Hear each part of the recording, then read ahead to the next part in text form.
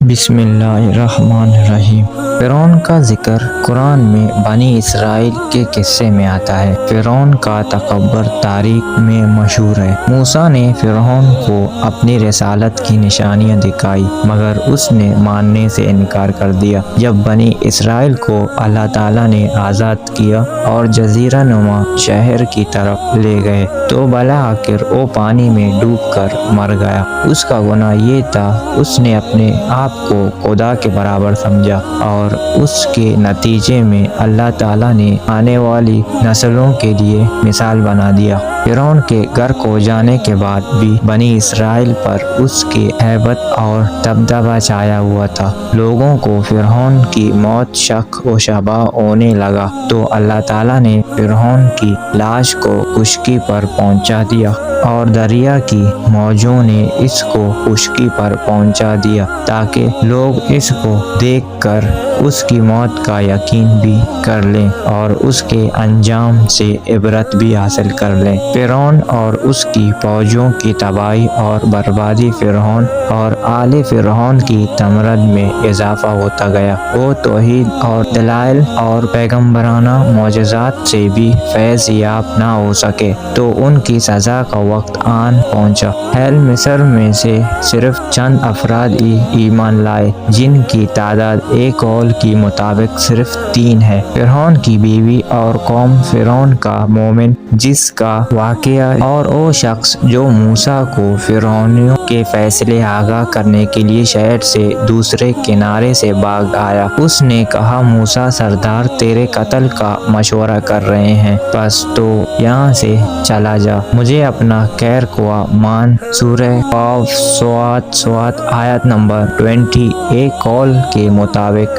فرعون کے قوم یعنی قبطیوں میں سے متعدد افراد ایمان لے آئے تھے اور جادوگر تو سب کے سب مومن ہو چکے تھے اور بنی اسرائیل پورے قوم بھی مومنین میں شامل تھے۔ اس کی تائید اس آیات مبارکہ سے ہوتی ہے بس موسیٰ پھر ان کی قوم میں سے چند نوجوان آدمی ایمان لائے، وہ بھی فرعون سے اور اپنے احکام سے ڈرتے ڈرتے کہ کہیں ان کو تکلیف پہنچائے، اور حقیقت میں فرعون اس ملک میں زور رکھتا تھا اور بات بھی تھی کہ وہ حد سے گزرنے والا تھا۔ اس کی قوم سے مراد فرعون کی قوم ہے۔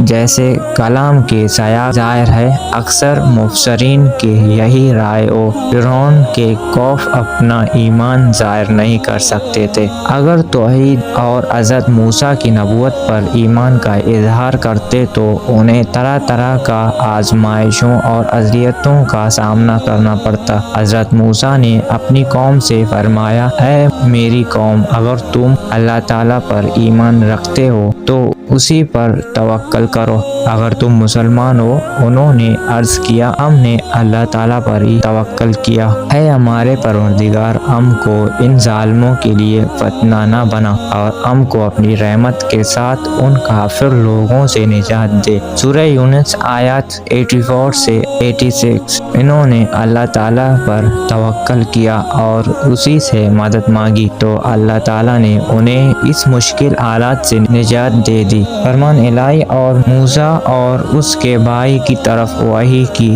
کہ تم دونوں اپنے ان لوگوں کے لیے مصر میں چند مقام مہیا کرو اور تم سب اپنے انہیں غیروں کو نماز پڑھنے کی جگہ قرار کر لو اور نماز کے پابند رہو اور آپ مومنوں کو بشارت دیں۔ اگر آپ ہمارے چینل پہ نئے ہو تو چینل کو سبسکرائب کریں، بیل آئیکن پریس کریں تاکہ آپ کو ہمارے آنے والے ویڈیو پہلے پہنچ سکیں۔ اللہ حافظ۔